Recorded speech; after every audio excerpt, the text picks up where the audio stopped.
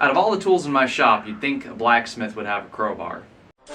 Back again, and today we are going to be making a crowbar out of a piece of rebar. This will be a super simple project. What I've done is I cut 14 inches of 3/4 inch rebar, and then I split both ends of the rebar here, so that way we can make our teeth.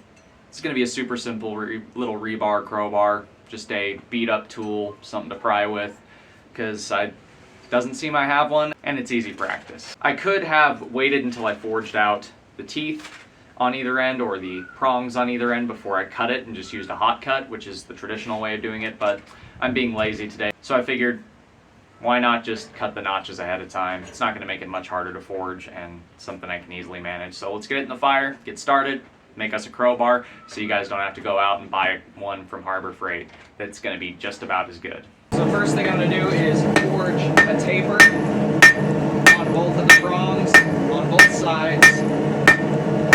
Because as you know, crowbars have a nice little taper.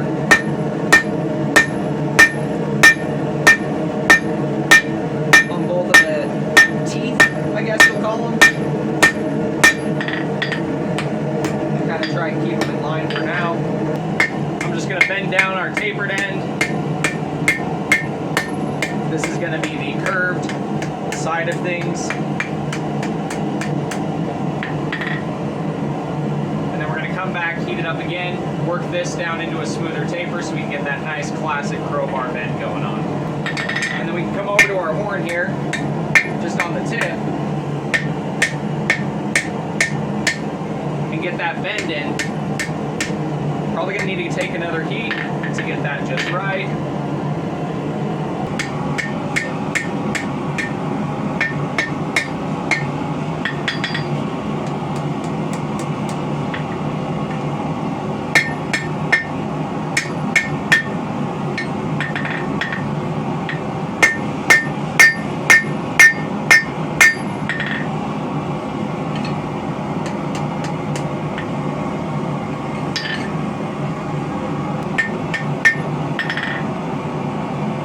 As you can see, we go from thick and we taper all the way down with a nice steady taper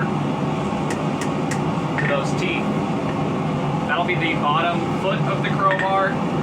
Now we're going to go ahead and flip it around, and we'll work this other side, which will be those top teeth. And then we'll probably just square this up and do some twists, just so it doesn't look so ugly.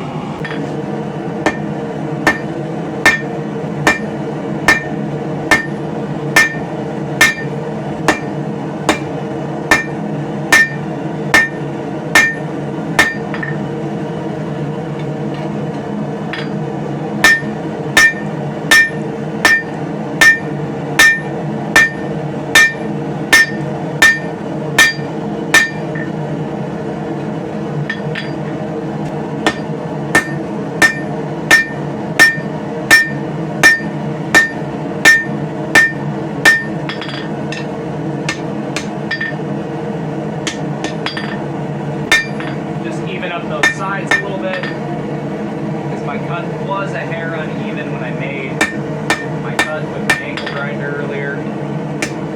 We're just going for the same thing on this side. Just a nice smooth taper on both sides that's even all the way across. Now I'm just going to square it up underneath where that taper is, across the whole tool. For aesthetic reasons. You don't actually have to do this yourself, but I want to for the purpose of my tool. You can make yours however you like. And somewhere, not exactly in the middle, but about in the middle on each side, I'm going to stop and leave some of that original rebar patterning in.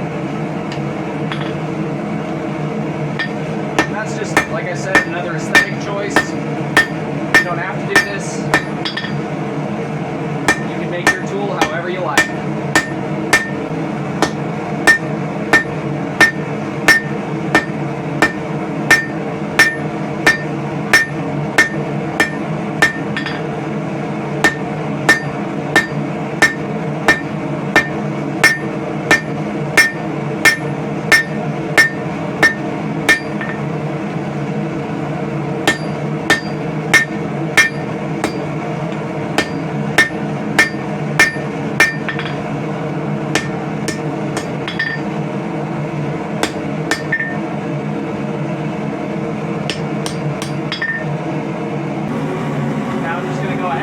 it in the vise just below that round section.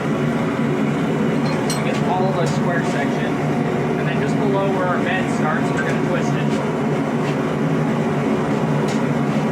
And like I said, you don't have to do this part.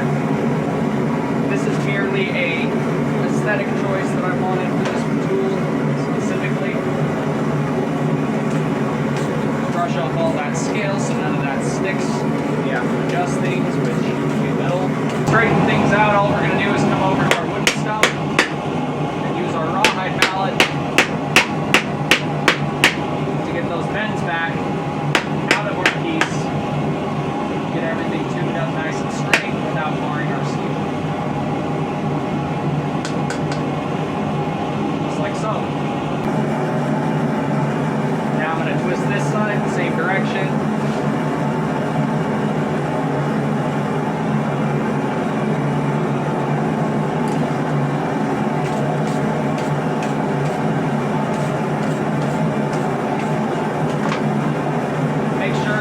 Decide to twist, that you keep your ends lined up so that way these teeth and the teeth down at the bottom don't get cockeyed from each other. And get it bent and keeps out this. Get everything nice and straight.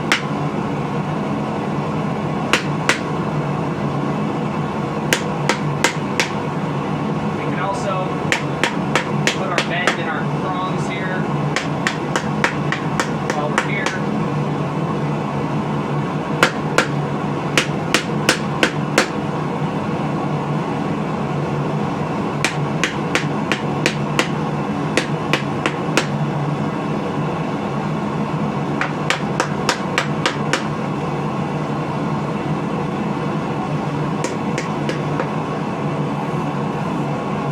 Now I'm just going to open up these two at the top here because they stay pretty well closed. And it looks like I might have actually 412 them back together a little bit.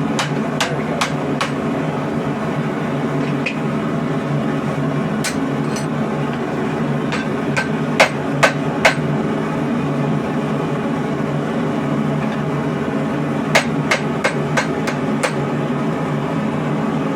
Just like that, we have a little crowbar. So that is how you make a simple little crowbar. Like I said before, you could split the teeth with a hot cut instead of cutting it in with a grinder, and it'll give you a cleaner, more appealing, classic look. But this is just a simple beat around tool. I wanted to make a crowbar just because I didn't have one, and you never know when you'll need one. Plus we have that short series, the what does your zombie apocalypse weapon say about you, and it's been requested a lot, so I needed to make one since I didn't have one, which was surprising to me. I thought that I had a crowbar, but I guess not. So yeah, here's the simple little crowbar, and that's how you make a crowbar at the forge. Super easy, very basic forging tools, very basic forging skills, and you can make yourself a nice little crowbar very easily. Now, you will want to harden those tapers on either side, and I didn't do that on camera just because it's pretty boring to watch metal harden, especially because with rebar, especially this piece, since it had such a low spark, all I was doing was water quenching it, so it's not very exciting. It's not like an oil quench where you're gonna get the fire. But I decided to go with rebar just for the aesthetic of an aggressive handmade tool. It looks pretty interesting, I think. But that does it for today's video. If you guys like what you've seen, do me a favor, do that thing right there. And until next time, God bless, stay sharp out there. If you're looking for a custom hand-forged sword, knife, axe, polearm, whatever, check out the Etsy store. Link will be at the end of the video.